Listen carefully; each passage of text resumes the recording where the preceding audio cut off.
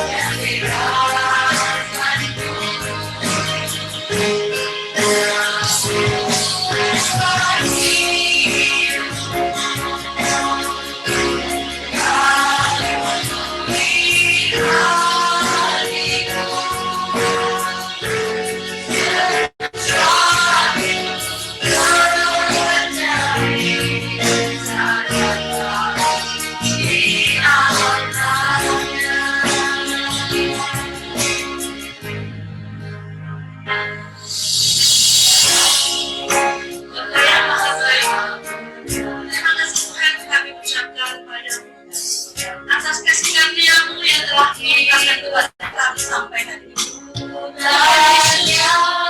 Dan kami pada malam hari ini untuk mendengarkan firman-Mu.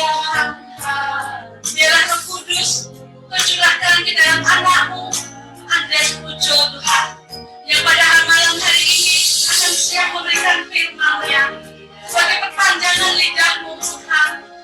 Biarlah kami yang mendengarkan firman-Mu ini siap untuk mendengar dan melaksanakannya.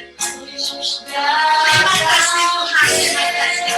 Urapi Tuhan, urapi yang panggilan Pujo ini Tuhan, kuasa-Mu yang kudus Tuhan, agar beliau bisa untuk memberikan firman. Amin.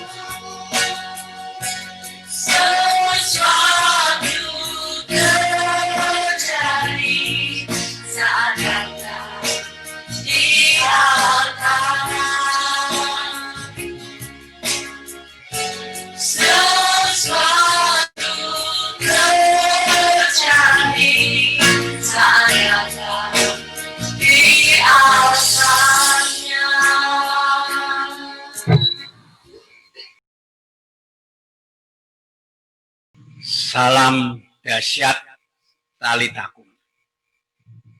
Bapak dan ibu-ibu serta saudara-saudari yang dikasihi dan yang mengasihi Tuhan Yesus.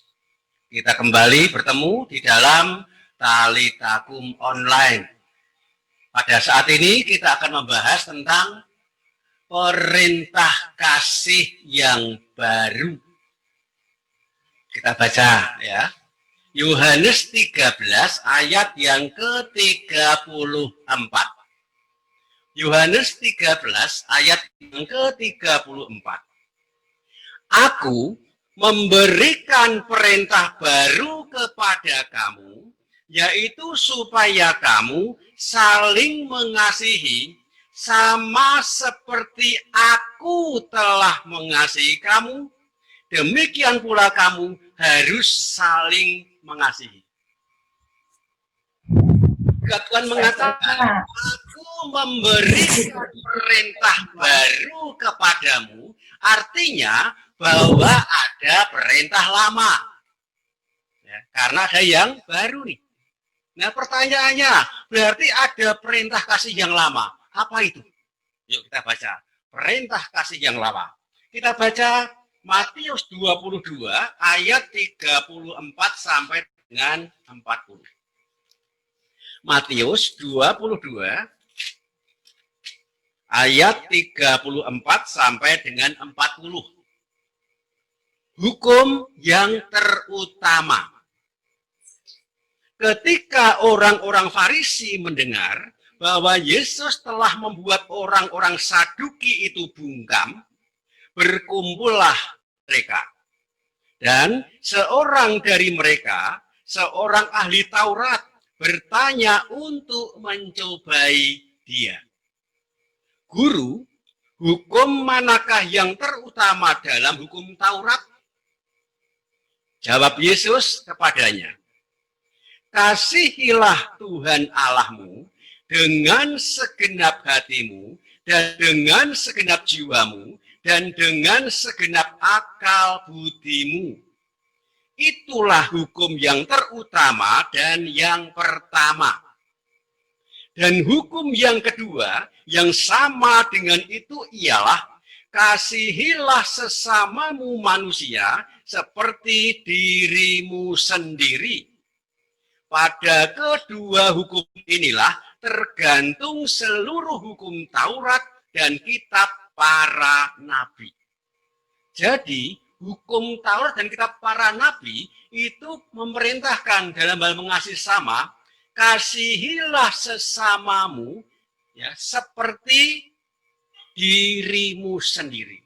Jadi ukuran kasih kepada sesama adalah diri sendiri. Itu perjanjian lama. Ya. Itu ukuran untuk hukum Taurat dan kitab para nabi. Kasihilah sesamamu manusia seperti dirimu sendiri. Tapi tadi perjanjian baru tidak demikian. Hendaklah kamu saling mengasihi sama seperti aku telah mengasihi kamu. Demikianlah kamu saling mengasihi. Jadi perintah baru ukurannya adalah kasih Tuhan. Kita akan bahas, benarkah bahwa perjanjian lama itu ukurannya adalah diri sendiri? Yuk kita baca ya. Kita baca Matius 5 ayat 38. Matius 5 ayat 38. Kamu telah mendengar firman, mata ganti mata dan gigi ganti gigi.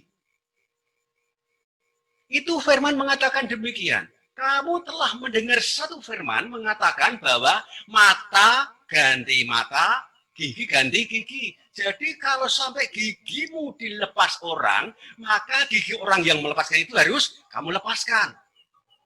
Kalau sampai ada orang mencubit kamu, berarti orang itu harus kamu cubit. Karena ukurnya adalah diri sendiri. Yuk kita baca supaya lebih jelas lagi. Kita baca di dalam Ulangan 19 ayat 21. Taurat memerintahkan tentang hukum menurut diri sendiri. Ulangan 19 ayat 21. Ulangan 19 ayat 21. Jangan engkau merasa sayang kepadanya, sebab berlaku nyawa ganti nyawa, mata ganti mata, gigi ganti gigi, tangan ganti tangan, kaki ganti kaki.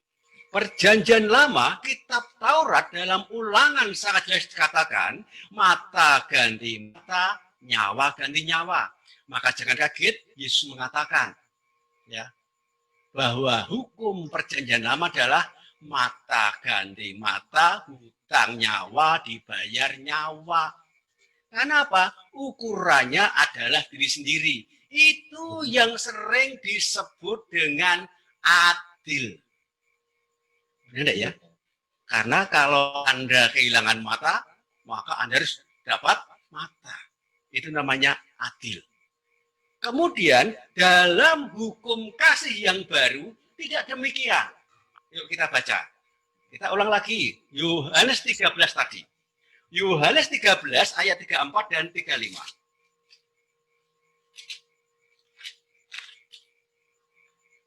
Aku, kata Tuhan Yesus, aku memberikan perintah baru kepada kamu, yaitu supaya kamu saling mengasihi, sama seperti aku telah mengasihi kamu, demikian pula kamu harus saling mengasihi.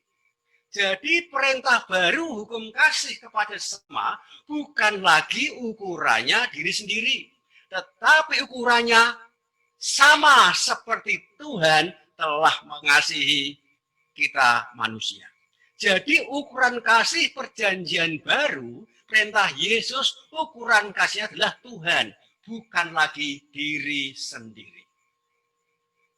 Sebagai contoh, kita baca. Ya. Matius 5 ayat 43 sampai dengan 45. Matius 5 ayat 43 sampai dengan 48 ya. 48 ya. 43 sampai 48. Kamu telah mendengar firman, kasihilah sesamamu manusia dan bencilah musuhmu. Tetapi aku berkata kepadamu, kasihilah musuhmu dan berdoalah bagi mereka yang menganiaya kamu. Karena dengan demikianlah kamu menjadi anak-anak Bapamu yang di surga, yang menerbitkan matahari bagi orang yang jahat dan bagi orang yang baik, dan menurunkan hujan bagi orang yang benar dan orang yang tidak benar. Apabila kamu mengasihi orang yang mengasihi kamu, apakah upahmu? Bukankah pemungut cukai juga berbuat demikian? Dan apabila kamu hanya memberikan salam kepada saudara-saudaramu saja, apakah lebihnya daripada perbuatan orang lain? Bukankah orang yang tidak mengenal Allah pun berbuat demikian? Karena itu, haruslah kamu sempurna, sama seperti Bapamu yang di surga adalah sempurna. Tuhan katakan, jika kita ini mengasihi orang yang mengasihi, pemungut cukai pun juga berbuat demikian. Kalau kita hanya memberikan salam kepada orang yang memberikan salam, Tuhan katakan orang yang tidak mengenal Allah pun juga berbuat demikian. Apa bedanya kamu dengan mereka, kata Tuhan? Karena hukum perjanjian lama mengatakan, kamu telah mendengar firman, kasihilah sesamamu manusia dan bencilah musuhmu. Tapi Tuhan mengubahnya demikian. Kasihilah musuhmu dan berdoalah bagi mereka yang menganiaya kamu. Bisa enggak ya? Tapi itulah kasih yang baru yang diperintahkan Tuhan. Kemudian berikutnya, Tuhan tidak hanya memerintahkan, Tuhan sudah membuktikan kasih itu kepada kita manusia.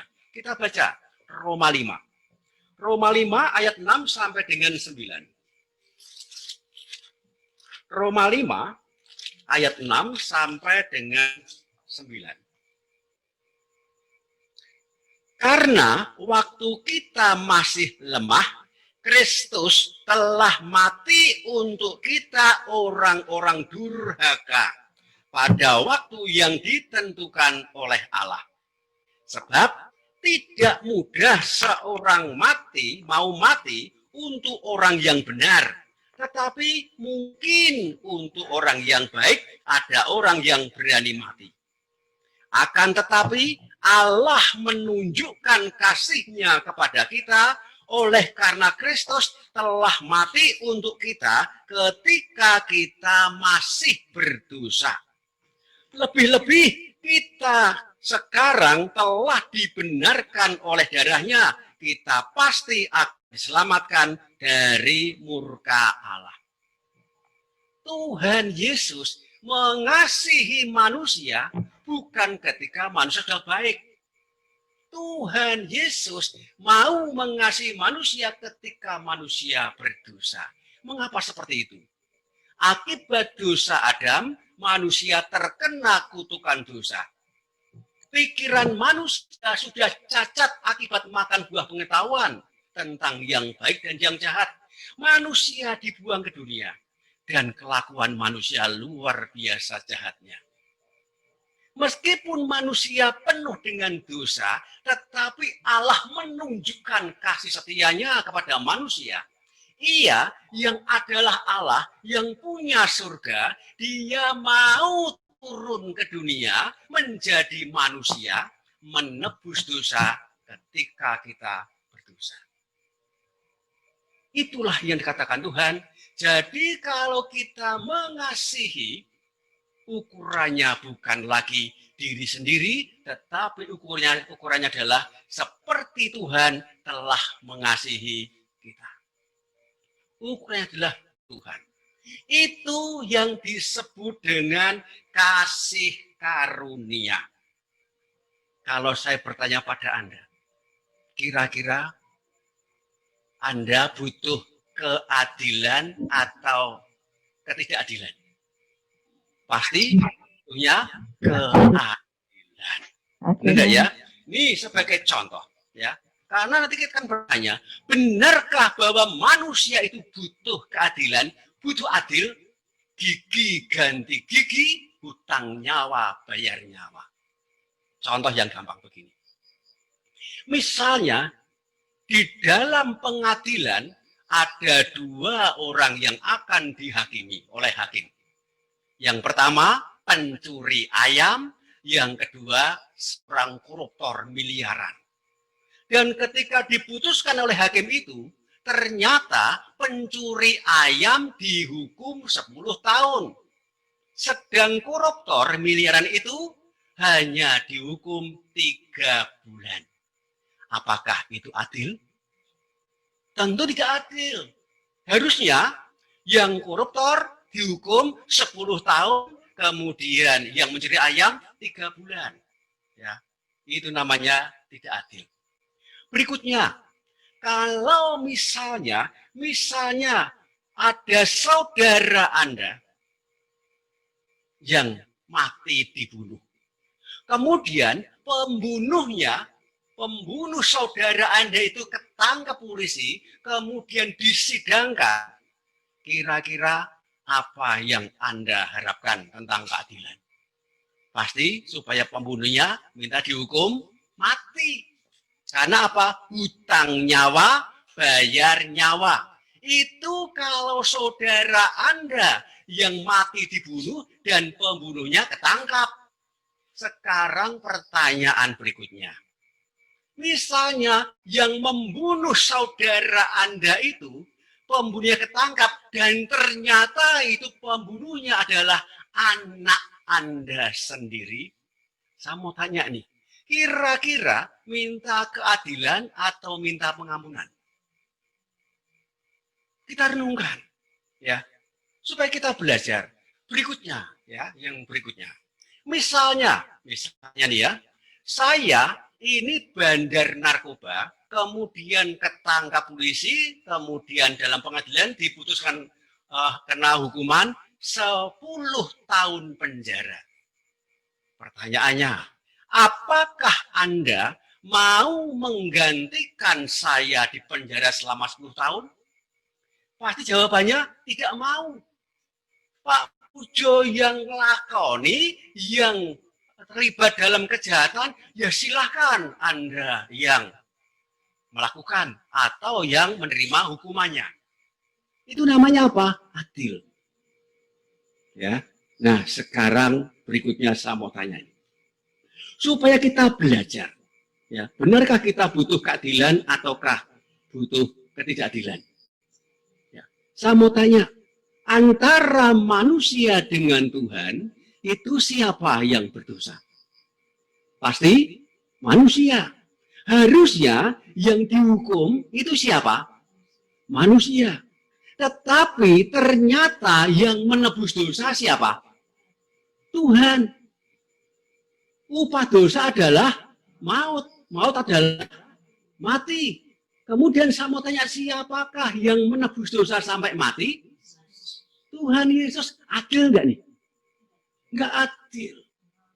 Kita renungkan, ya, supaya kita mengerti bahwa seringkali kita ini mintanya keadilan, tapi sesungguhnya yang kita minta adalah kasih karunia.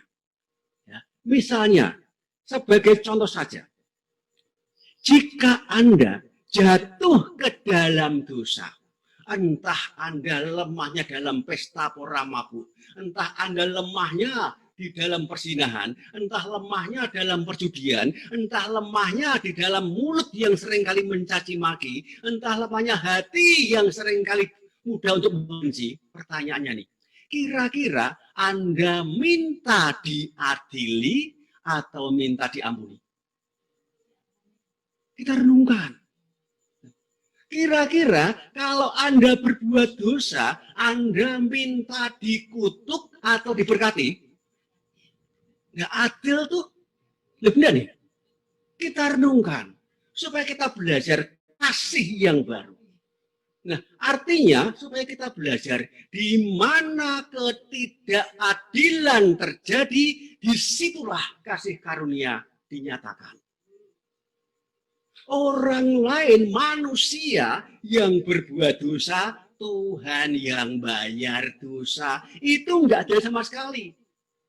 Kalau Tuhan tidak membayar, tidak menebus dosa, celaka enggak kita ini? Kita renungkan. Tapi seringkali kita butuh keadilan. Ya, ada seorang yang datang pada saya demikian. Ya, dia ditipu dengan uang yang cukup banyak, ya, miliaran. Kemudian dia berdoa, kata dia, saya berdoa Pak Pujo, supaya Tuhan berikan keadilan.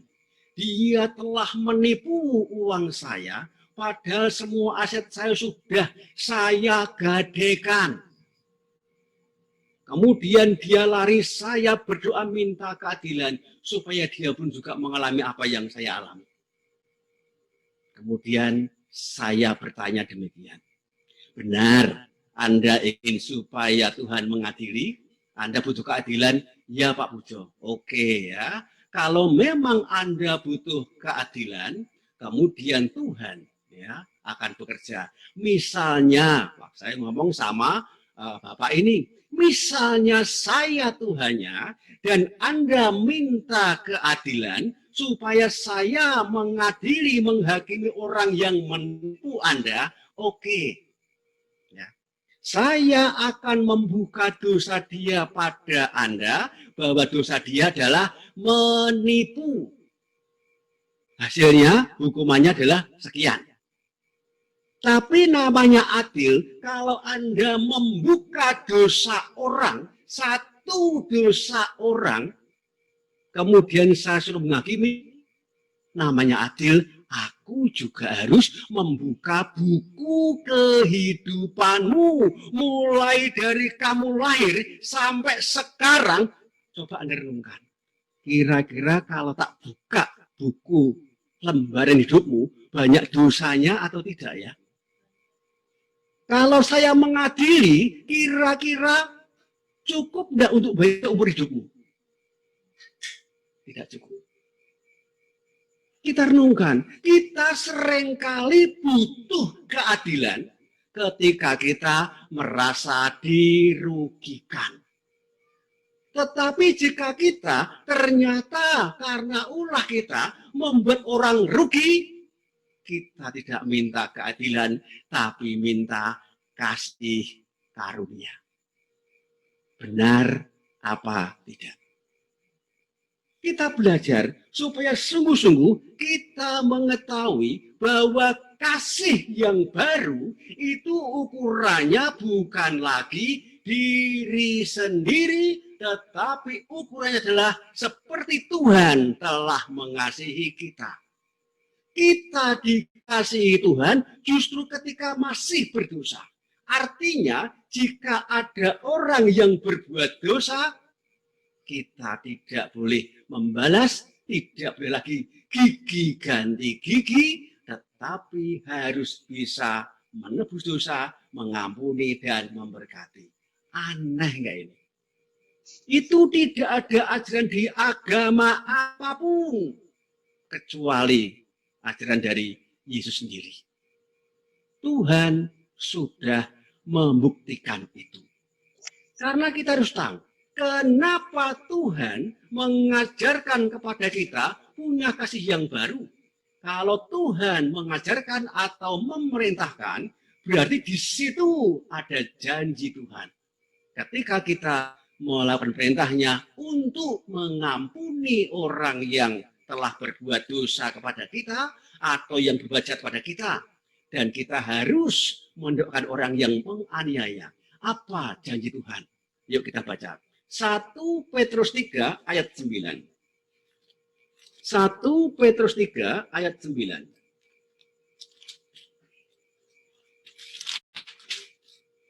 Dan janganlah membalas kejahatan dengan kejahatan atau caci maki dengan caci maki, tetapi sebaliknya hendaklah kamu memberkati, karena untuk itulah kamu dipanggil, yaitu untuk memperoleh berkat. Semua orang yang tak layani ataupun orang yang belum pernah saya layani, saya mau tanya nih, kira-kira Anda ingin berkat apa ingin kutuk? Pasti inginnya berkat. Itu janji Tuhan. Setiap kali Tuhan berjanji, pasti ada perintahnya. Nah, perintahnya apa supaya kita diberkati Tuhan? Dikatakan demikian perintahnya. Janganlah membalas kejahatan dengan kejahatan atau caci maki dengan caci maki, tetapi sebaliknya hendaklah kamu memberkati. Jadi, Anda ingin dapat berkat? Jangan balas kejahatan dengan kejahatan atau caci maki dengan caci maki, tetapi sebaliknya ampuni dan berkati dia. Aneh nggak ini? Itu hanya ajaran Tuhan Yesus, ajaran yang baru tentang kasih yang baru. Tidak ada lagi pembalasan. Gigi ganti gigi, hutang nyawa bayar nyawa. Tetapi jika ada orang berbuat jahat, ada orang yang mencaci maki, ingat. Masukkan dalam pikiran kita. Berkat sudah dekat. Ampuni dia, berkati dia. Soal dia marah, itu urusan dia dengan Tuhan. Tetapi urusan Anda dengan Tuhan, Anda diberkati. Itu janji dan perintah Tuhan. Tapi sayangnya, banyak orang gereja yang katanya anak-anak Allah, Seringkali ketika ada orang berbuat jahat, dibalas dengan kejahatan, caci maki balas dengan caci maki, fitnahan dibalas dengan litani kebun binatang. Mulut kita ini sama isinya kebun binatang, lebih banyak mulut kita. Tapi doanya selalu minta berkat. Kita belajar supaya sungguh-sungguh mulai malam hari ini, Anda dan saya ini bisa memiliki kasih yang baru, yaitu seperti Tuhan mengasihi manusia, demikian kita mengasihi sesama. Mengapa seperti itu? Karena Tuhan tahu bahwa musuh yang kita hadapi itu bukan manusia. Kita baca 1 Petrus 5 ayat 8 dan 9. Sadarlah dan berjaga-jagalah, lawanmu si iblis berjalan keliling sama seperti singa yang mengaum-aum dan mencari orang yang dapat ditelannya. Lawanlah dia dengan iman yang teguh, sebab kamu tahu bahwa semua saudaramu di seluruh dunia menanggung penderitaan yang sama. Jelas dikatakan, sadarlah dan berjaga-jagalah, lawanmu si iblis berjalan seperti singa yang mengaum-aum dan mencari orang yang dapat ditelannya. Yang nggak dapat, ya dia ditelan. Jadi lawan kita siapa? Iblis. Contoh, misalnya saya ini menipu Anda. Saya mau tanya nih, ketika saya menipu, saya dikuasai Allah atau kuasai iblis?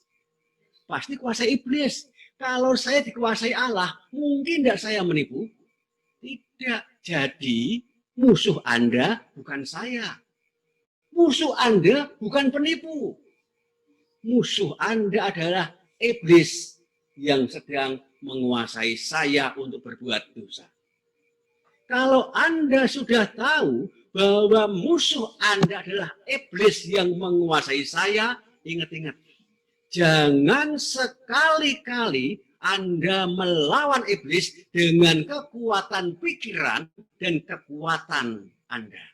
Anda akan terpancing emosi dan akhirnya berbuat dosa karena Anda akan membalas dengan caci maki, bahkan akhirnya dengan sakit hati. Kalau Anda membalas dengan caci maki atau sakit hati, tak sampaikan Anda rugi 2 kali. Yang pertama adalah Anda sudah ditipu, yang kedua berbuat dosa, Anda juga jadi milik iblis. Yang nipu jadi alat iblis, yang terpancing emosi juga jadi milik iblis, sama-sama iblisnya. Kan, jadi ukurannya jangan seperti dirimu sendiri, karena kamu nanti akan terpancing dosa. Jika Anda tahu bahwa musuh Anda bukan saya, tapi iblis yang menguasai saya, terus bagaimana caranya mengalahkan? Gampang. Saya mau tanya, siapakah yang mengalahkan iblis? Tuhan Yesus. Artinya kalau Anda ingin mengalahkan iblis yang menguasai orang yang berbuat jahat pada Anda harus memiliki Yesus. Kalau Anda sudah memiliki Yesus, nanti Anda akan dipakai alat oleh Tuhan Yesus untuk mempertobatkan saya, supaya saya bisa kembali ke jalan yang benar. Pertanyaannya, jadi yang mengalahkan saya yang kuasai iblis, siapa? Yesus yang menguasai Anda. Kalau Anda sendiri tidak punya Yesus, Anda tidak akan bisa mengalahkan iblis. Kalau Anda tidak menyadari bahwa musuh adalah iblis yang menguasai orang, tak sampaikan. Hukum perjanjian lama itu berakhir dengan pembalasan. Apa bedanya orang yang berbuat dosa dengan orang yang membalas? Sama-sama jahatnya. Tetapi itu mengatakan, perjanjian baru, Allah yang dulu di surga sekarang masuk dalam diri manusia akan mengajarkan, jika kamu ingin bisa mengasihi kasih yang baru, ingat-ingat, kasih itu sama seperti aku telah mengasihi kamu. Artinya bahwa Anda harus memiliki Tuhan Yesus, baru Anda bisa mengasihi. Berikutnya, ya, sudah belajar. Ya. Untuk bisa mengasihi, ingat-ingat, kasih itu bukan sesuatu. Kasih itu adalah seseorang. Kita baca 1 Yohanes 4 ayat 14. 1 Yohanes 4 ayat 14, ayat 16. 1 Yohanes 4 ayat 16. Kita telah mengenal dan telah percaya akan kasih Allah kepada kita. Allah adalah kasih, dan barang siapa tetap berada di dalam kasih, ia tetap berada di dalam Allah, dan Allah di dalam dia. Jadi kasih itu bukan sesuatu, tetapi seseorang, yaitu Allah sendiri. Artinya, kalau Anda ingin bisa mengasihi dengan baik dan benar, Anda harus memiliki Allah. Kalau Anda tidak memiliki Allah, mustahil Anda bisa mengasihi dengan baik dan benar. Untuk bisa memiliki Allah, Anda harus memiliki Roh Allah. Kita baca 1 Korintus 3 ayat 16. 1 Korintus 3 ayat 16. Tidak tahukah kamu bahwa kamu adalah bait Allah dan bahwa Roh Allah diam di dalam kamu? Jadi Roh Allah ada di mana? Ada dalam diri kita. Bait Allah di mana? Ada di dalam diri kita ini. Jadi kalau Anda memiliki Roh Allah, Anda jadi bait Allah, Anda di bawah kuasa Roh Allah, nanti Roh Allah yang ada dalam diri Anda akan mengajarkan bagaimana bisa mengasihi seperti Allah mengasihi manusia. Untuk bisa memiliki Roh Allah, itu tata cara gereja ada beberapa cara, ya, memiliki Roh Allah atau memiliki Kudus dulu, ya, karena antara Roh Allah dengan Roh Kudus itu juga sama. Kita baca dulu 1 Korintus 6 ayat 19. 1 Korintus 6 ayat 19. Atau tidak tahukah kamu bahwa tubuhmu adalah bait Roh Kudus yang diam di dalam kamu? Roh Kudus yang kamu peroleh dari Allah, dan bahwa kamu bukan milik kamu sendiri. Dikatakan sangat jelas, tidak tahukah kamu bahwa tubuhmu adalah bait Roh Kudus yang diam dalam kamu? Jadi Roh Kudus di mana? Ada di dalam diri kita. Roh Kudus yang kamu peroleh dari Allah. Sejak kapan? Nanti kita bahas. Dan bahwa kamu bukan milik kamu sendiri. Orang yang sudah memiliki Roh Kudus, dia menjadi milik Tuhan. Dan nanti akan dipakai menjadi alat Tuhan sendiri. Nah, untuk mendapatkan Roh Allah atau Roh Kudus, itu di dalam tata cara gereja, itu dikatakan ada yang namanya sakramen baptis. Kalau di Katolik itu namanya baptisan krisma. Orang menerima minyak krisma oleh uskup. Kenapa saat Krisma kita menerima minyak? 1 Samuel 16 ayat 13 dikatakan demikian. 1 Samuel 16 ayat 13. Samuel mengambil tabung tanduk yang berisi minyak itu dan mengurapi Daud di tengah saudara-saudaranya. Sejak hari itu dan seterusnya berkuasalah roh Tuhan atas Daud, lalu berangkatlah Samuel menuju Rama.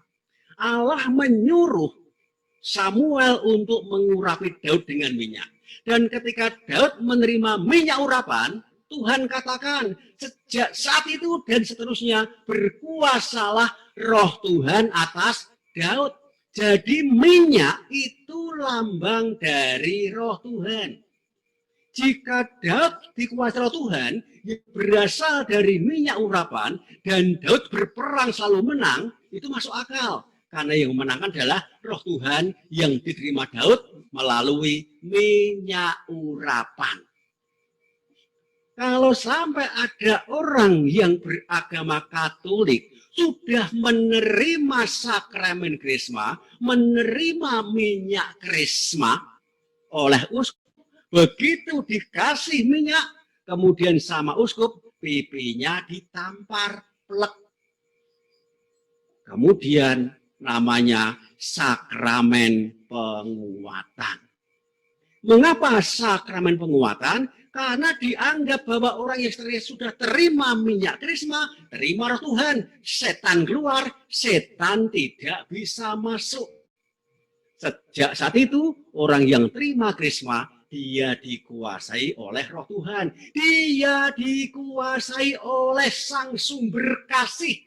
Harusnya orang-orang yang sudah terima krisma, dia harus bisa mengasihi seperti Tuhan mengasihi orang berdosa. Demikian orang itu harus bisa mengasihi, mengampuni, dan memberkati orang yang berbuat jahat. Karena apa? Kalau Anda tidak punya Tuhan, kalau Anda tidak memiliki Tuhan, mustahil Anda bisa mengasihi orang yang berbuat jahat kepada Anda. Itu adalah tata cara ketika Anda terima Roh Kudus. Tetapi Tuhan nanti katakan bahwa hendaklah kamu saling mengasihi sama seperti aku telah mengasihi kamu. Artinya kalau Anda ingin bisa mengasihi, ukurannya adalah Tuhan mengasihi sesama. Artinya Anda harus memiliki Tuhan. Anda harus memiliki Yesus dalam diri Anda. Biarkan nanti Yesus yang akan mengajarkan Anda untuk bisa mengasihi musuh. Pertanyaannya, apakah Anda sudah dimiliki oleh Tuhan Yesus? Atau sejak kapan Anda sudah memiliki Tuhan Yesus? Kita baca Yohanes 6 ayat 56. Yohanes 6 ayat 56. Barang siapa makan dagingku dan minum darahku, ia tinggal di dalam aku dan aku di dalam dia. Barang siapa makan dagingku dan minum darahku, saat apa itu? Saat Anda terima perjamuan kudus komuni. Tuhan sendiri yang menjanjikan, Tuhan sendiri yang memerintahkan, jika kamu makan tubuhku dan minum darahku, janjinya, ia tinggal dalam aku dan aku di dalam kamu. Jadi waktu Anda terima perjamuan kudus komuni, saya mau tanya nih, Tuhan Yesus ada di mana? Ada di gereja? Ada di surga? Atau sudah ada di dalam diri Anda? Imani, Tuhan sendiri yang menjanjikan, ia yang perjamuan kudus komuni, yang makan dagingku dan minum darahku, tinggal di dalam aku dan aku di dalam dia. Tuhan Yesus sudah sudah ada di dalam diri Anda. Yang memerintahkan kasih sudah ada di dalam diri Anda.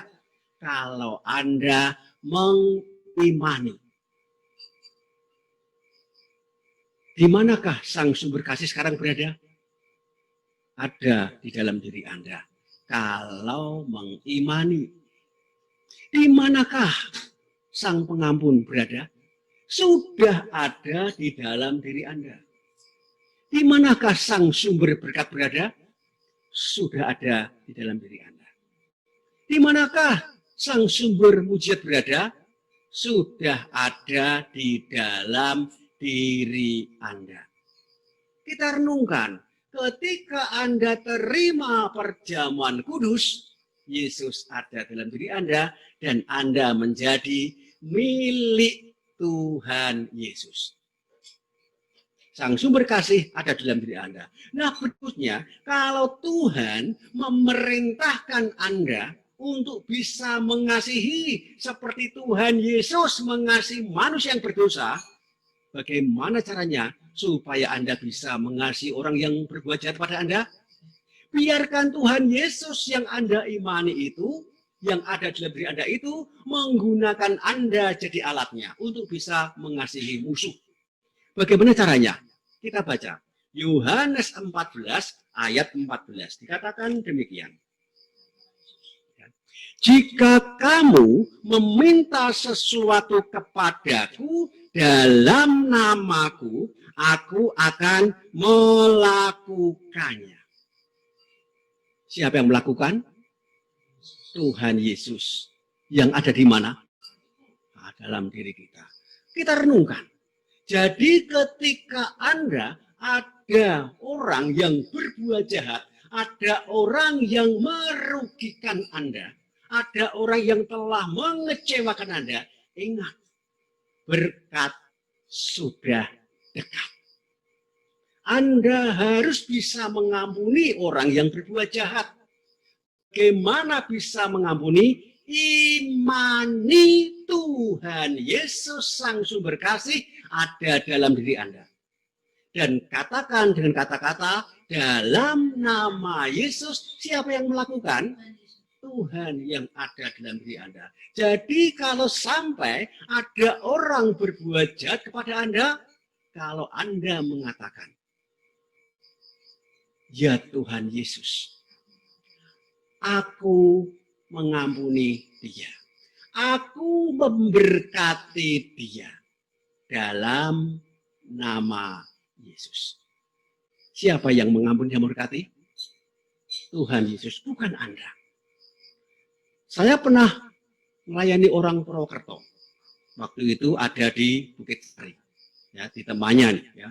Namanya di Bukit Sari. Padahal sehari saya sudah pelayanan 4 kali, sampai jam 10 malam, dia masih nunggu karena besok mau pulang ke Purwokerto. Saya datang ke Bukit Sari. Ya. Kemudian keluarnya begini, seorang bapak-bapak ini. Pak Pujo, saya minta tolong. Ya. Istri saya itu kalau marah-marah itu suka ngomong cerai. Saya itu paling nggak suka kalau ada istri ngomong cerai. Loh, kalau orang berumah tangga terjadi perselisihan kan wajar. Tapi kalau ngomong cerai saya nggak suka, itu kan dilarang oleh gereja.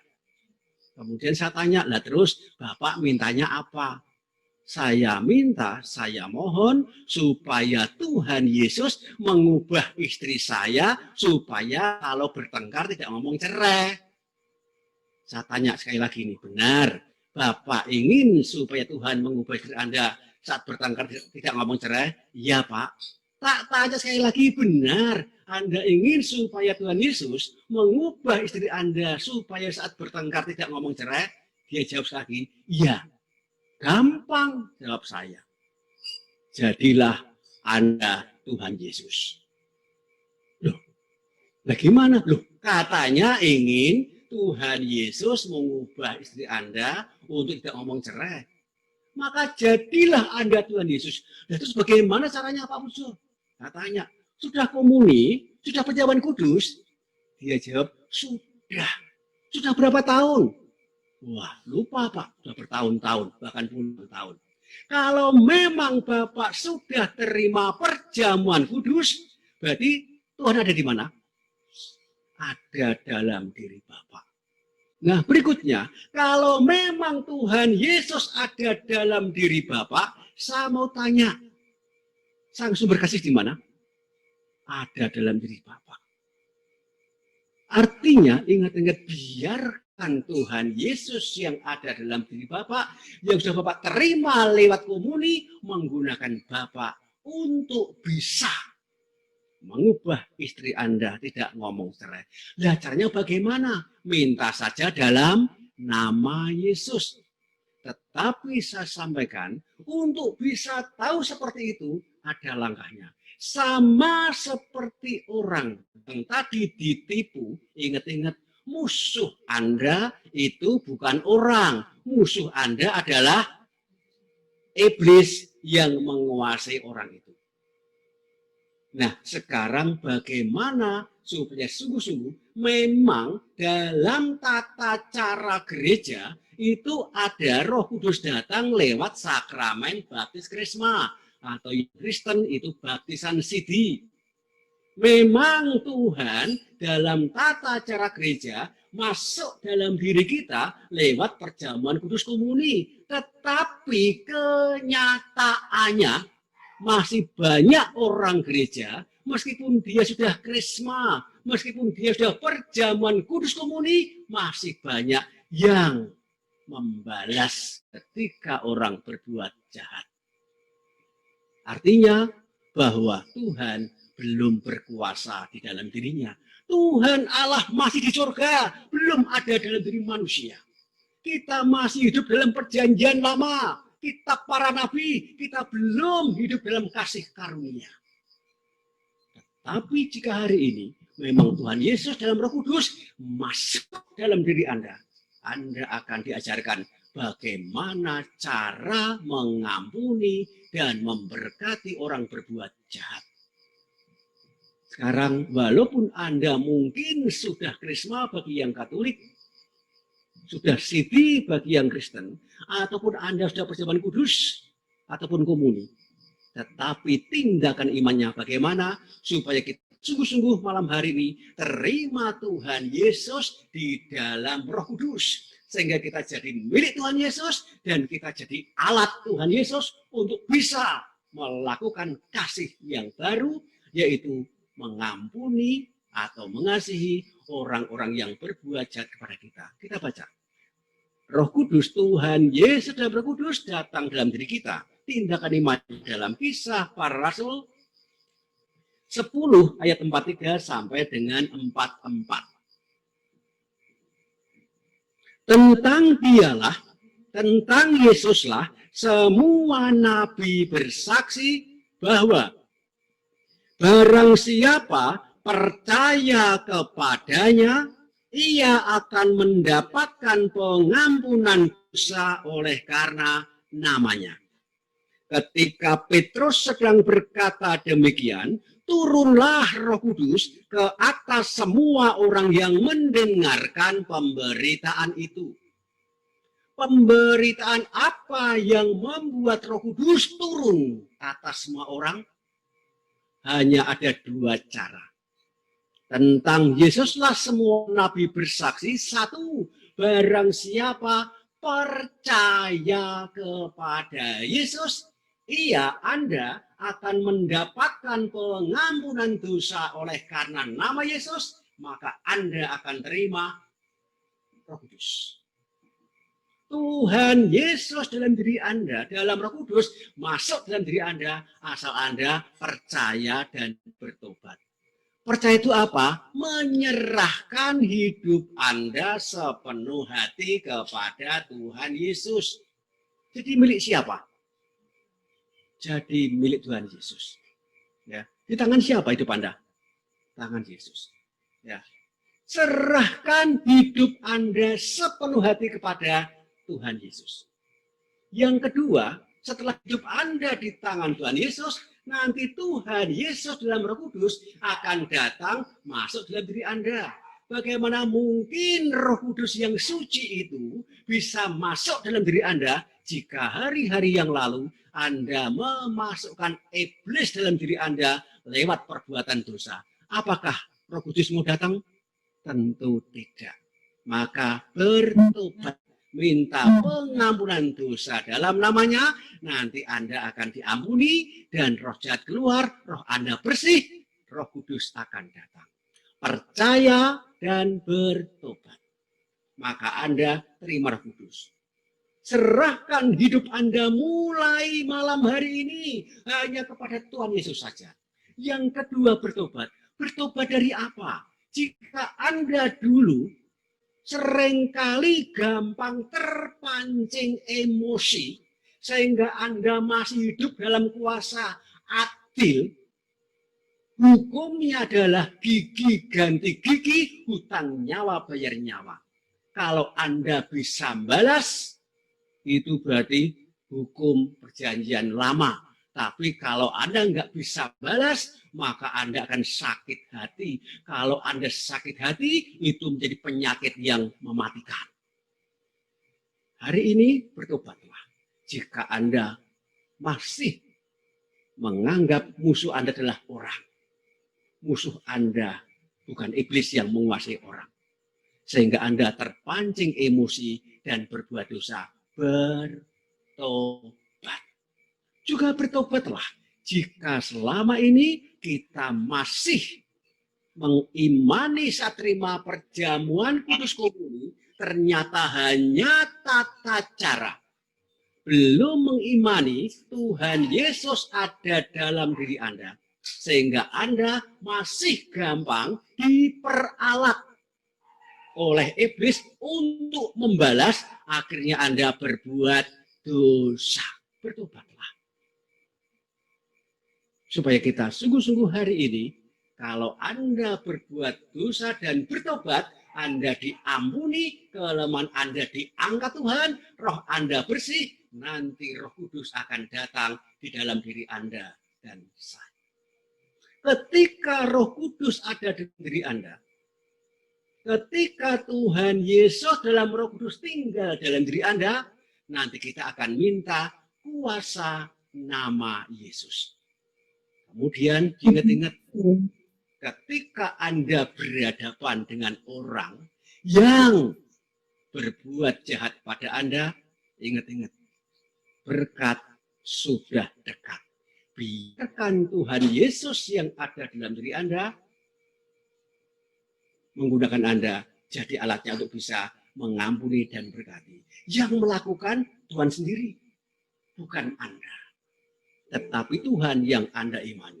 Nah, ketika Anda mengimani bahwa Tuhan sudah tinggal dalam diri Anda dan Anda menjadi alat Yesus, itulah yang Tuhan katakan bahwa dunia dikalahkan oleh iman kita. Kita baca 1 Yohanes 5 ayat 3 sampai 5. 1 Yohanes 5 ayat 3 sampai 5. 1 Yohanes 5 ayat 3 sampai 5. Sebab inilah kasih kepada Allah, yaitu bahwa kita menuruti perintah-perintahnya, dan perintah-perintahnya itu tidak berat. Sebab semua yang lahir dari Allah mengalahkan dunia, dan inilah kemenangan yang mengalahkan dunia, iman kita. Siapakah yang mengalahkan dunia selain daripada dia yang percaya bahwa Yesus adalah anak Allah? Perintah-perintah Tuhan untuk bisa mengasihi itu tidak berat. Anda bertanya sekali lagi, mengasihi musuh, mengasihi orang yang membuat saya bangkrut, membuat saya ini menjadi sakit seperti ini, tidak berat. Berat sekali Pak Pujo. Iya berat kalau Anda menggunakan kekuatan pikiran dan kekuatan tangan Anda sendiri. Tetapi perintah Tuhan tidak berat. Kalau Anda sungguh-sungguh hari ini, serahkan hidup Anda kepada Tuhan Yesus. Yang kedua, bertobat bahwa Anda yang sudah ditipu, sudah dikecewakan, Anda sakit hati. bertobat. Pertobatan Anda sakit hati itulah dipertobatkan. Kemudian Anda juga bertobat karena selama ini Anda sudah komuni perjamuan kudus, tapi belum mengimani Tuhan di sini, sehingga Anda gampang untuk diperat iblis, membenci dan sakit hati. Setelah Anda bertobat, nanti sakit hati keluar, roh Anda bersih, nanti Roh Kudus datang. Itu janji Tuhan. Anda bertobat itu hanya berapa menit. Tetapi kalau Anda tidak bertobat, maka sakit itu Anda bawa seumur hidup. Karena apa? Siapa yang mengampuni tidak akan menghakimi. Siapa yang tidak mengampuni berarti dia menghakimi. Dan siapa yang menghakimi, nanti Tuhan akan menghakimi orang yang tidak mengampuni. Dan jika orang itu mengampuni, dia tidak menghakimi, Tuhan pun tidak akan menghakimi. Apa yang kamu lepas di dunia akan dilepas di surga. Apa yang kamu ikat di dunia, terikat di surga. Ampunilah. Karena orang mengampuni itu menyembuhkan. Ketika Anda hari ini sungguh-sungguh bisa bertobat, Roh Kudus datang dan mintalah kata-kata dalam nama Yesus, aku mengampunimu, aku memberkatimu. Maka seorang bapak yang tadinya sangat jengkel istrinya, setiap kali bertengkar ngomong cerai, setelah dia memiliki Yesus, dia katakan, istriku, aku mengampunimu, aku memberkatimu, dan Tuhan Yesus mengubah aku dan kamu seperti yang Tuhan kehendaki. Ingat-ingat, bukan Tuhan Yesus mengubah kamu seperti yang Tuhan kehendaki, tidak. Kalau Anda ingin Tuhan mengubah orang lain, Anda dulu yang diubah oleh Tuhan Yesus. Kalau Anda ingin bisa mengasihi orang yang berbuat jahat, Anda dulu harus memiliki sang sumber kasih. Kalau Anda ingin bisa menebus dosa orang, Anda harus memiliki sang penebus itu. Dan sang penebus itu yang akan mengajarkan Anda untuk bisa melakukan apa yang Tuhan lakukan kepada sesamanya. Ingat, setiap kali janji ada perintah. Jika Tuhan perintahkan bahwa jangan balas kejahatan dengan kejahatan atau caci maki dengan caci maki, tetapi hendaklah kamu memberkati, itu perintah perjanjian baru, dan hasilnya maka engkau akan diberkati. Sekali lagi saya mau tanya kepada bapak-bapak dan ibu-ibu, apakah Anda pernah sakit hati? Apakah Anda pernah dikecewakan? Apakah Anda pernah dirugikan? Apakah Anda pernah difitnah? Apakah Anda pernah direncanakan untuk jatuh, tersungkur dalam usaha Anda? Ingat-ingat, musuh Anda bukan orang itu. Musuh Anda adalah iblis yang sedang menguasai orang itu.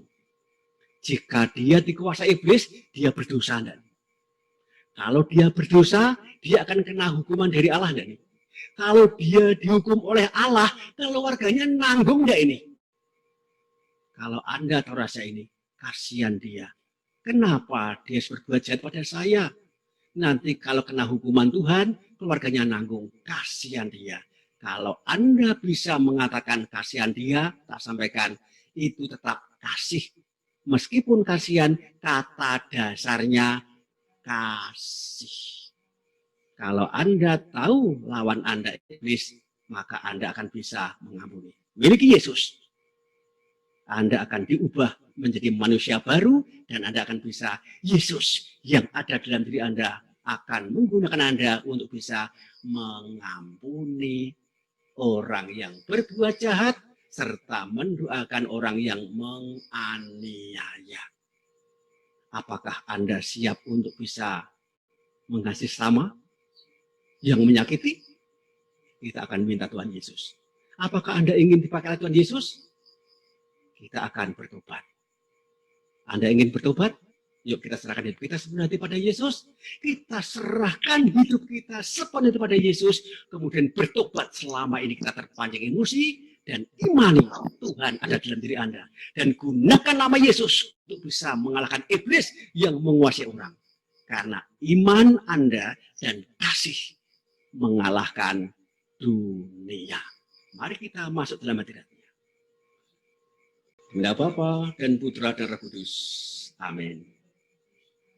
Ya Tuhan Yesus, sekarang kami tahu bahwa benar hukum perjanjian lama, hukum Taurat, hukum kitab para nabi ketika engkau masih di surga dan manusia di dunia, manusia di bawah kutukan dosa, manusia di bawah kuasa iblis, engkau berikan perintah, kasihilah sesamamu seperti dirimu sendiri.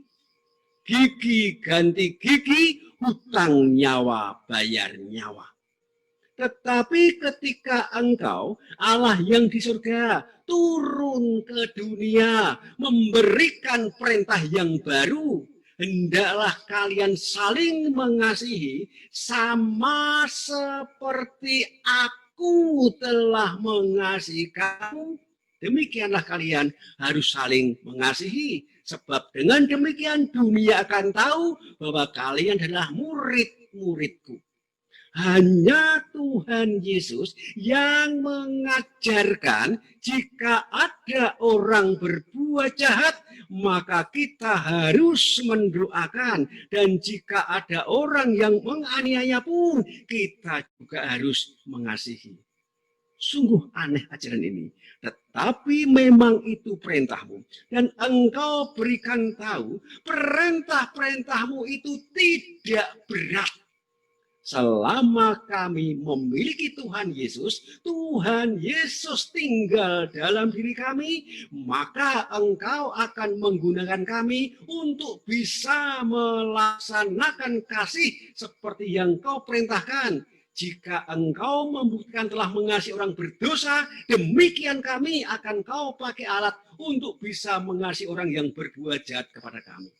Dan perintahmu supaya kami bisa memiliki engkau di dalam Rohmu yang kudus, harus percaya dan bertobat. Mari kita angkat tangan kita akan minta kepada Tuhan Yesus supaya Tuhan Yesus menerima persembahan hidup kita. Dalam nama Yesus. Ya Tuhan Yesus, kami sungguh-sungguh percaya saat ini juga hidup kami, roh, jiwa, dan raga kami, mulai sekarang Tuhan kami serahkan di dalam tangan kanan-Mu yang kuat. Kami percaya Tuhan, hidup kami dalam kuasa-Mu, Engkau yang menjaganya. Dalam nama Yesus. Setelah hidup kami dalam tangan-Mu, Engkau akan masuk dalam diri kami sebagai Roh Kudus. Bagaimana mungkin Roh Kudus bisa masuk dalam diri kami jika hari-hari yang lalu kami masih terpancing emosi sehingga berbuat dosa dan iblis masuk dalam diri kami? Engkau tidak mungkin datang. Maka Tuhan yang kedua, berikanlah kami belas kasihan dan pengampunan-Mu jika selama ini kami telah melakukan hukum pembalasan. Sehingga kami menjadi orang yang jahat. Atau ketika kami tidak bisa membalas. Karena kami lemah, karena kami tidak berdaya, karena kami orang miskin. Pembalasan yang tidak bisa kami lakukan, kami simpan dalam hati sehingga kami jatuh dalam sakit hati. Dan kami pun yang terpancing emosi menjadi milik iblis. Maka Tuhan yang kedua, berikanlah kami belas kasihan dan pengampunan-Mu atas segala kelemahan dan dosa-dosa yang pernah kami lakukan. Supaya sungguh-sungguh kami akan menerima Roh Kudus. Kita minta belas kasihan dan pengampunan Tuhan. Meskipun kita berdosa. Dalam nama Yesus. Ya Tuhan Yesus, kami sungguh-sungguh percaya saat ini juga belas kasihan dan pengampunan-Mu Kau curahkan Tuhan dan masuk Tuhan. Jika hari-hari yang lalu pikiran kami ini gampang terpancing emosi sehingga muncul pikiran dan rencana jahat, khawatir, takut, dan putus asa, akhirnya menghalalkan segala cara dan berbuat dosa, maka ya Tuhan Yesus, ampunilah kami orang berdosa ini dalam nama Yesus. Demikian juga dengan telinga pendengaran kami ini, jika hari-hari yang lalu gampang terpancing emosi, mendengar perkataan orang yang menyakitkan atau yang memanaskan telinga, kami berbuat dosa. Ataupun mata penglihatan kami ini yang juga gampang terpancing emosi, melihat kelakuan orang yang tidak seperti yang kami bayangkan, sehingga kami pun menjadi berbuat dosa dan jadi milik iblis. Maka ya Tuhan Yesus,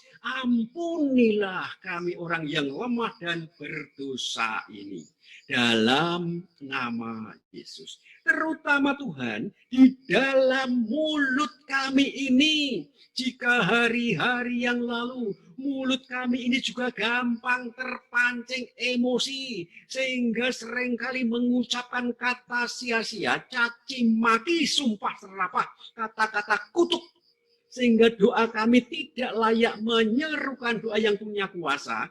Maka ya Tuhan Yesus, ampunilah kami orang berdosa ini dalam nama Yesus. Silakan masuk dalam dada kami ini Tuhan. Jika hari-hari yang lalu Tuhan, dada kami ini pernah kami masukkan roh sakit hati, roh kekecewaan, karena ditipu, karena dirugikan, karena difitnah, supaya kami jatuh, sehingga kami sulit untuk bisa mengampuni. Maka ya Tuhan Yesus, ampunilah hati kami yang seringkali berbuat dosa ini dalam nama Yesus. Silahkan masuk dalam kedua tangan kami ini Tuhan. Jika hari-hari yang lalu kedua tangan kami ini seringkali berbuat jahat, mengambil sesuatu yang bukan menjadi hak kami, atau tangan kami ini Tuhan pernah melukai orang karena terpancing emosi atau melukai hatimu, maka ya Tuhan Yesus, ampunilah kami orang berdosa ini dalam nama Yesus. Silahkan masuk dalam kedua kaki kami ini Tuhan. Jika hari-hari yang lalu kedua kaki kami ini Tuhan sering menjadi tempat pelarian-pelarian yang tidak Tuhan kehendaki, ke tempat-tempat yang berdosa, ke tempat-tempat yang berhawa nafsu, atau pernah minta bantuan kepada perdukunan dan persungguhan karena masalah sakit hati, masalah kekecewaan, maka ya Tuhan Yesus, ampunilah kami orang berdosa ini dalam nama Yesus.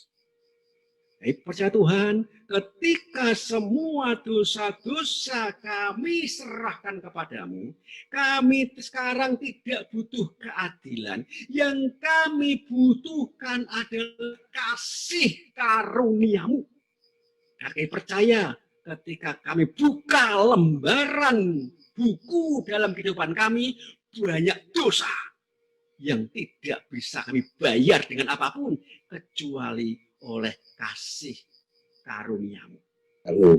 Dan janji-Mu Tuhan, ketika Engkau berikan pengampunan, kasih-Mu, karunia-Mu Kau curahkan masuk dalam diri kami sebagai Roh Kudus, maka nanti kami pun harus mau mengampuni orang yang berbuat dosa kepada kami dalam nama Yesus.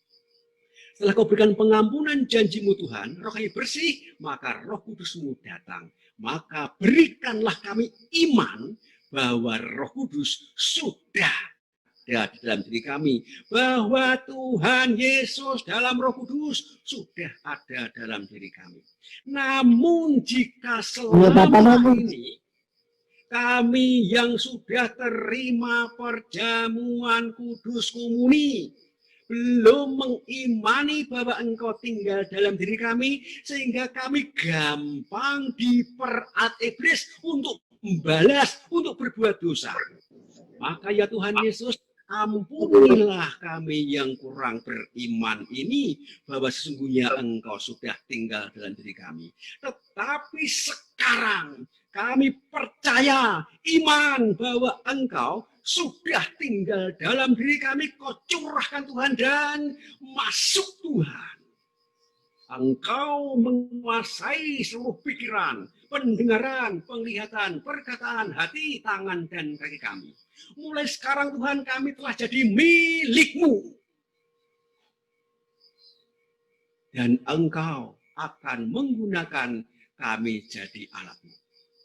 Sang sumber kasih akan menggunakan kami untuk bisa mengasihi orang yang berbuat jahat. Sang sumber berkat akan memberkati orang yang mencaci maki. Sang sumber mujizat akan mengetahui musuh kami bukan manusia, tetapi iblis yang menguasai manusia. Maka Tuhan, setelah Engkau memiliki kami dan kami mengimani bahwa Engkau tinggal dalam diri kami, pakailah kami jadi alat-Mu dengan kata-kata dalam nama Yesus. Maka yang keempat Tuhan, berikanlah kami kuasa nama Yesus.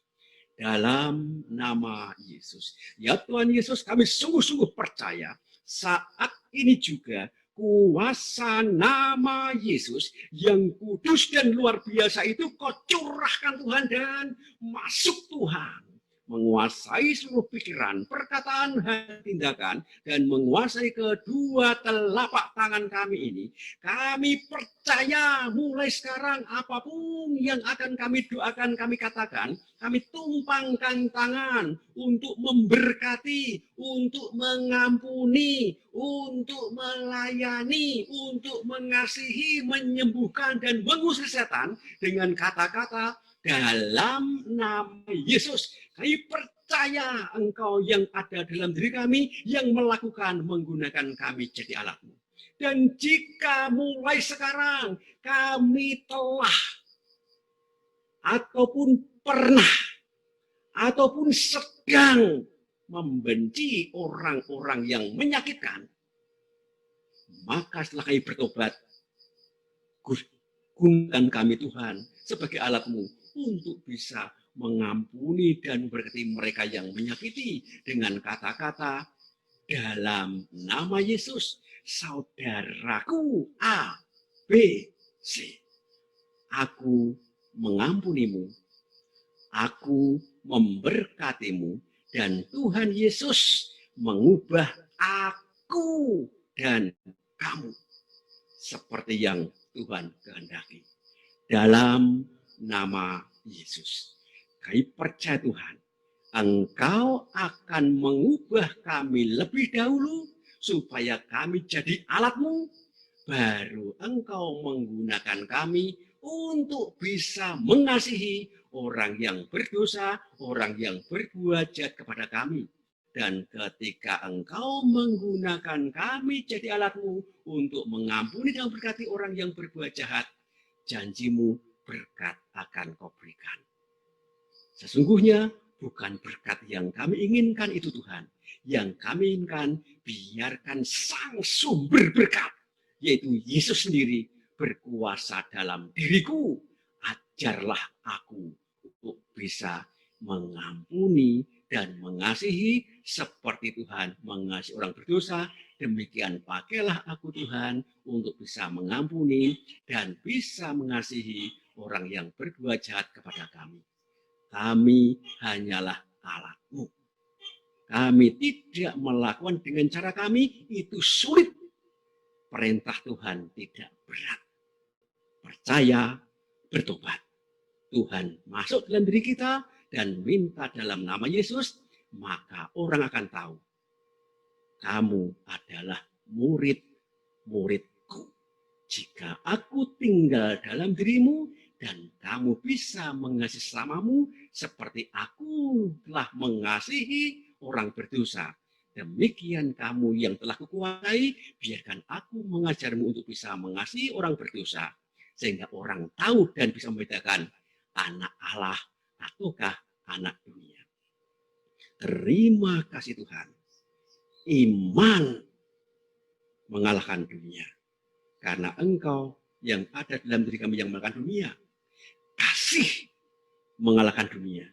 Karena Engkau yang kami imani tinggal dalam diri kami, mengajarkan kami untuk mengasihi, sehingga kuasa dunia pembalasan bisa dipatahkan. Terima kasih Tuhan atas perintah kasih yang baru kepada kami semua yang ada di sini. Selamat datang Tuhan, selamat bertahta, selamat menggunakan kami yang telah dipilih-Mu menjadi alat-Mu untuk bisa mengasihi kasih yang baru. Dalam nama Yesus. Amin. Bapa kami yang ada di surga, dimuliakanlah nama-Mu, datanglah kerajaan-Mu, jadilah kehendak-Mu di atas bumi seperti di dalam surga.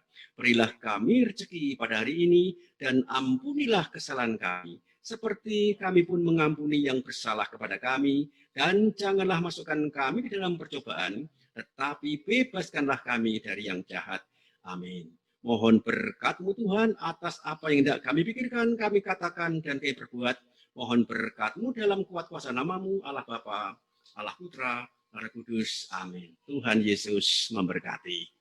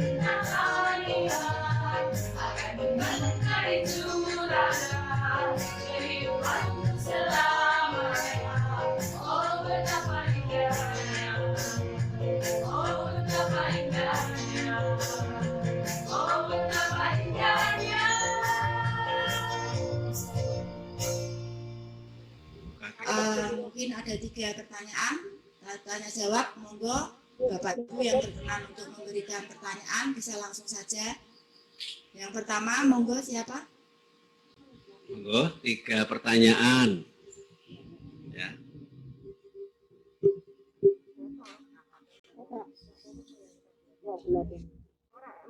Siapa yang mau tanya? Ada? Monggo, siapa yang mau tanya? Saya Pak. Ya, gimana Pak Anton? Ini Pak, Tuhan Yesus itu kan sumber segala hal Pak ya. Ya, Ini sumber pengasih, pengampunan. Nah, padahal itu kan untuk semua orang Pak ya. ya, Tidak agama, semua orang. Ya. Tapi sekarang kan di dunia ini kan dibagi-bagi ada agama. ya, Nah, dari agama tertentu saudara kita itu kan belum atau tidak mengenal daripada juru selamat Tuhan Yesus. Ya. Ya, dia kan juga mengasihi sesama, juga mengampuni sesama, Ya. kemudian juga mendoakan orang-orang yang sudah meninggal itu sama. Cuman dia kan tidak percaya kepada Tuhan Yesus itu kan jalan dan kebenaran dan hidup. Nah, Ya. Cuman satu itu. Ya, kemudian kan tidak memperoleh kehidupan yang kekal. Nah, itu bagaimana Pak dengan ciptaan yang sama-sama ciptaan?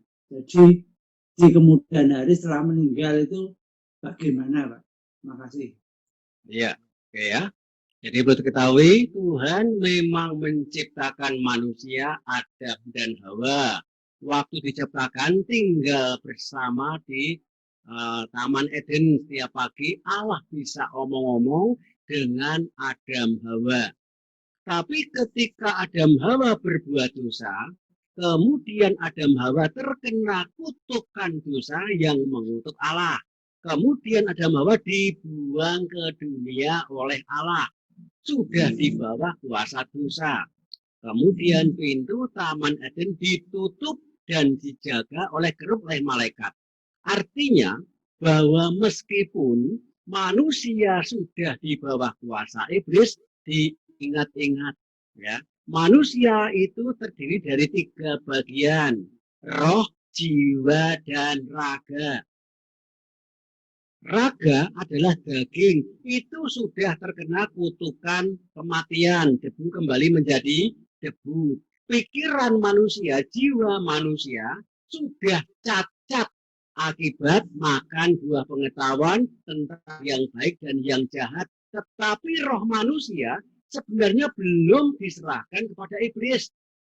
Tetapi sayangnya roh manusia ini sudah dibungkus dengan jiwa yang sudah cacat akibat makan buah pengetahuan dan dibungkus dengan daging yang terkena kutukan dosa dan tinggal di dunia di bawah kuasa iblis.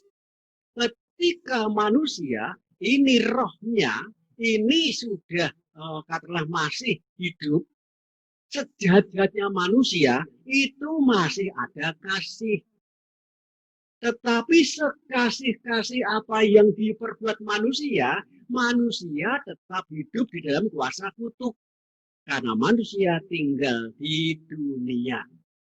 Jadi, meskipun orang itu berbuat baik, tetapi kalau dia ini belum memiliki sang juru selamat, dia tidak selamat. Nah, mengapa seperti itu? Ingat, iman kita mengatakan demikian ya. 1 Yohanes 1 ayat 12 dikatakan demikian. Yohanes 1 ayat 12 ya. Tetapi semua orang yang menerimanya, yang menerima Yesus, diberi Yesus kuasa supaya menjadi anak-anak Allah, yaitu mereka yang percaya dalam nama Yesus. Yohanes 1 ayat 12. Jadi mereka semua orang yang menerima Yesus diberi kuasa menjadi anak Allah. Jadi kalau mereka tidak menerima Yesus, ingat-ingat mereka bukan anak Allah. Ya. Kalau anak Allah berarti anak iblis. Ingat-ingat tidak semua anak iblis itu jahat. Tapi kalau anak Allah pasti tidak jahat. Ya. Pak Sabang sebagai kita belajar. Contohnya, ya, contohnya nih. Ingat-ingat, jangankan ke orang lain yang beragama lain, ya, orang-orang anak-anak Allah yang sudah baptis, yang sudah terima komuni pun masih banyak enggak yang membalas dan membenci? Masih enggak ya? Masih nih pertanyaannya. Jadi Yesusnya di luar atau dalam? Di luar, ya. Namun orang lain bisa berbuat baik, tetapi dia tidak memiliki Yesus Sang Juru Selamat, dia tidak jadi anak Allah. Atau jawaban yang jelas, setiap orang yang dikuasai Yesus pasti berbuat baik, dan setiap orang yang berbuat baik belum tentu dimiliki Yesus. Karena dia tidak menerima dan tidak menerima Sang Juru Selamat. Karena hati-hati, iblis pun bisa menyamar sebagai malaikat terang.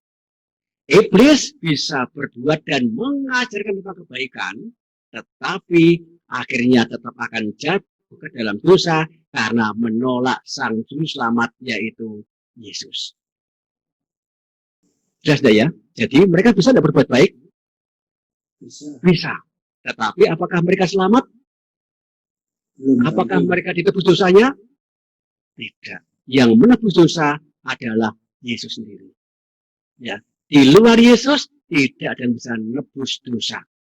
Hanya Yesus boleh mengatakan, ikut aku sampai kepada Bapa di surga. Semua nabi tidak ada yang boleh menjadikan seperti itu, meskipun mereka sudah berbuat baik. Ya, agama memang menciptakan supaya manusia berbuat baik, tetapi tidak semua agama itu mengajarkan tentang keselamatan yang mendatangkan Sang Juru Selamat sendiri tinggal dalam orang itu. Jelas tidak ya? Jadi mereka masih bisa berbuat baik? Bisa. Ya, kalau hanya seperti itu orang-orang ateis, orang-orang yang di Cina sana orangnya baik-baik, tapi mereka tidak punya Tuhan lebih baik daripada kita. Ya, orang-orang yang namanya kasepuan, ya, ilmu kesepuan itu sangat baik, lebih baik daripada kita. Tetapi mereka tidak menerima Sang Juru Selamat. Ya, jelas. Jadi menyelamatkan perbuatan baik atau Tuhan? Tuhan. Ya, supaya kita belajar. Ya. Bisa terjawab? Jawab. Ya, monggo yang lain. Bapak Ibu, masih dibuka lagi untuk pertanyaan. Monggo silakan. Monggo. Ada lagi?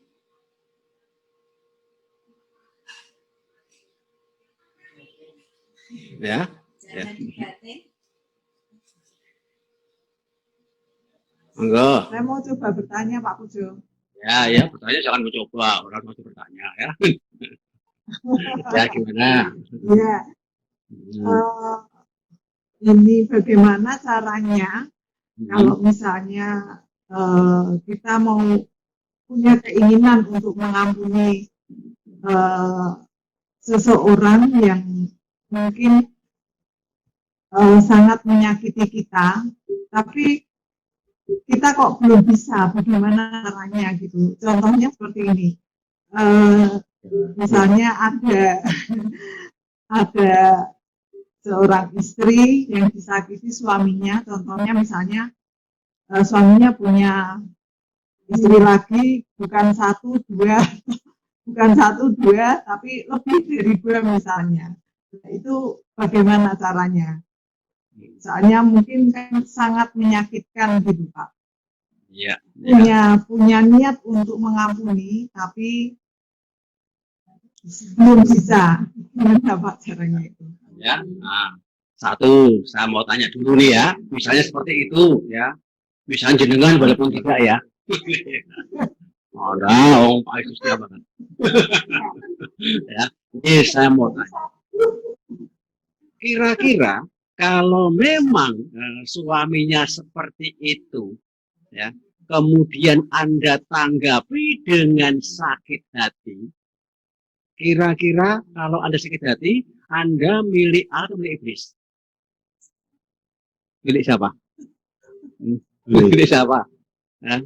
Kalau ada suami yang seperti itu, misalnya suami seperti itu ya, kemudian Anda sampai sakit hati, berarti Anda milik Allah atau milik iblis? Milik siapa? Pasti milik iblis sudah nih. Nah, kalau ada milik iblis berdosa enggak? Kena hukuman Allah enggak nih? Oh, rugi 2 kali. Rugi 2 kali nih. Kamu karena apa? 1, Anda sudah kehilangan suami. Yang kedua, sakit hati. Nanti buntutnya penyakit yang mematikan. Supaya Anda tidak sakit hati, diingat-ingat. 1, ketahui musuh kita adalah iblis, bukan manusia. Benar ya? Kalau sampai ada suami yang punya selingkuhan banyak, meskipun katanya bisa adil, itu kan kata suami, bukan kata istri yang pertama. Benar nih? Walaupun boleh poligami, ada seperti itu nih. Tapi ketika semua istri yang dipoligami, istri yang pertama tak tanya, apakah ada keadilan di situ? Jawabannya pasti apa? Tidak. Nah, kita belajar, musuh kita adalah iblis, maka untuk bisa mengalahkan iblis, ingat-ingat Anda harus memiliki Yesus. Untuk bisa memiliki Yesus, percaya dan bertobat. Contohnya Pak Trijoko. Pak Trijoko itu dia kepala koperasi, ditipu sama leasing kendaraan, pinjam 2,4 miliar, setelah tanda tangan orangnya dapat uang pergi. Sakit hati tidak nih? Sakit hati. Kemudian dia ditagih mau dipenjarakan oleh pengacara dan ditagih oleh 2 lindu aji yang mempermalukan tiap pagi dan sore. Ya.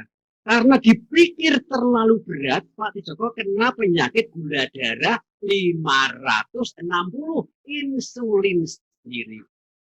Nah, ketika saya melayani, saya tanya sama Pak Trijoko. Pak Trijoko, memangnya kalau Anda ditipu 2,4 miliar dan Anda dipermalukan dan diancam mau dimasukkan ke penjara, Anda pikir berat sampai muncul penyakit, nanti akan menghabiskan uang lagi. Memangnya kalau Anda pikir berat, utang Anda lunas. Lunas jadi? Ya, enggak lunas tuh. Kemudian, kalau Anda pikir ringan, Anda bisa bekerja lagi, Anda bisa melayani keluarga bersama, memang utang Anda lunas. Ya, enggak lunas tuh. Pilih mana? Pikir berat apa pikir ringan? Ketika Pak Trijoko pikir terbuka, ya tidak diikat oleh masalah yang berat, terbuka, ya dibuka, maka telinga sudah mulai terbuka. Nah, ketika terbuka telinganya ini, saya katakan Pak Trijoko harus bertobat. Dia mengatakan, loh, saya yang ditipu, kenapa saya bertobat? Nah, saya tanya ini, nah Pak Trijoko ini ditipu, sekarang sakit hati tidak? Pasti apa nih? Sakit hati. Nah, bertobat karena Anda sakit hati itu.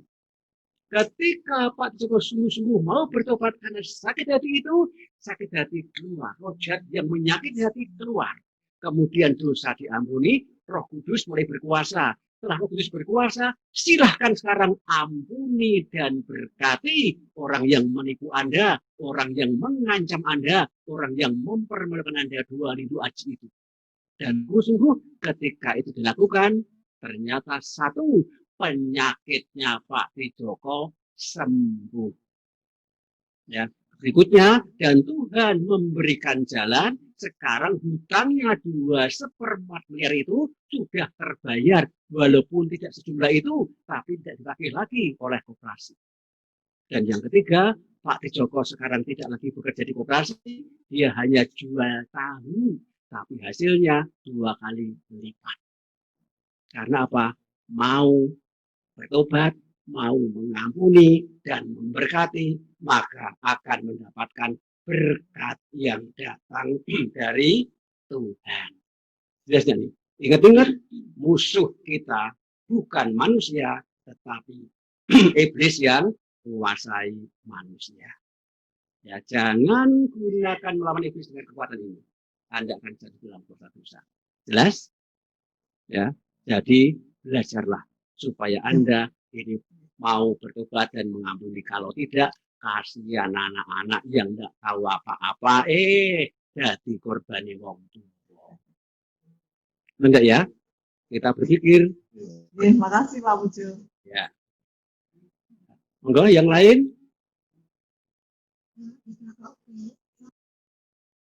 Enggak?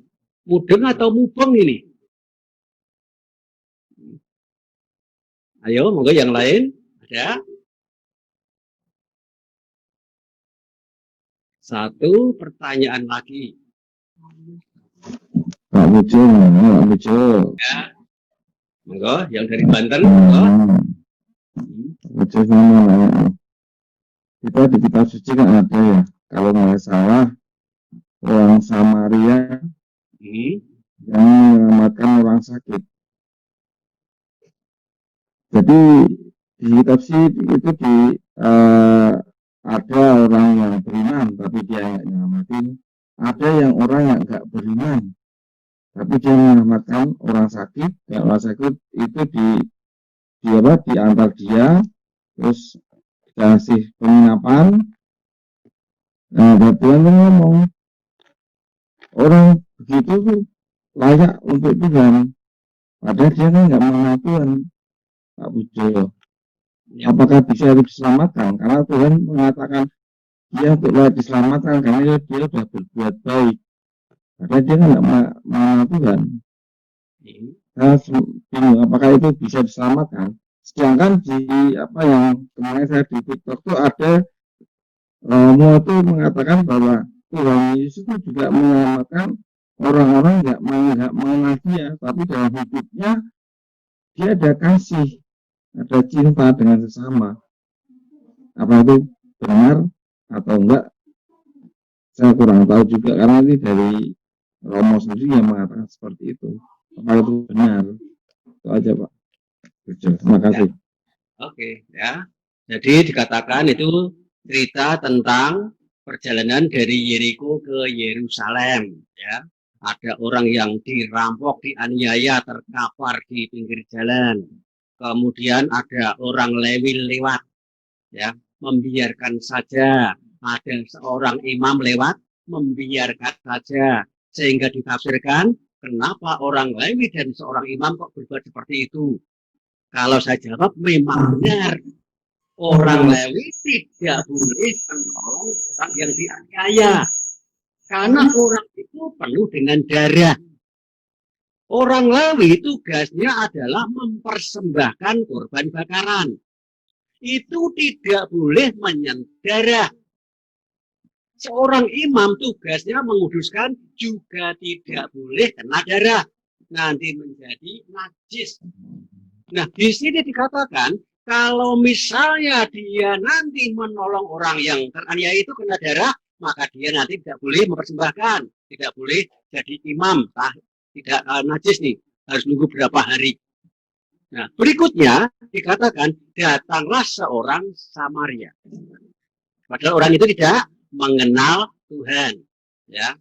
Nah, kemudian di situ bukan berarti soal keselamatan. Tuhan yang mengatakan, ya, dari antara tiga orang Samaria yang tidak mengenal Tuhan, orang Lewi dan imam yang mengenal Tuhan, Tuhan bertanya nih, siapakah di antara ketiga orang itu yang dianggap mengasihi selama manusia? Pasti orang Samaria. Benar ya? Cuma Anda perhatikan bahwa di situ orang Samaria itu ketika dia melihat orang yang dianiaya, dia mencoba untuk menyelamatkan orang yang pertama. Dia mengoleskan atau mencurahkan yang namanya anggur dan minyak untuk mengobati luka-luka. Ya, itu hanya lambang. Anggur adalah darah Tuhan, minyak adalah lambang Roh Kudus. Minyak dan anggur. Ya. Berikutnya dia bawa naik kuda, diserahkan di rumah perawatan. dikatakan mengasihi sesama, memang dia yang telah menolong orang itu mengasihi.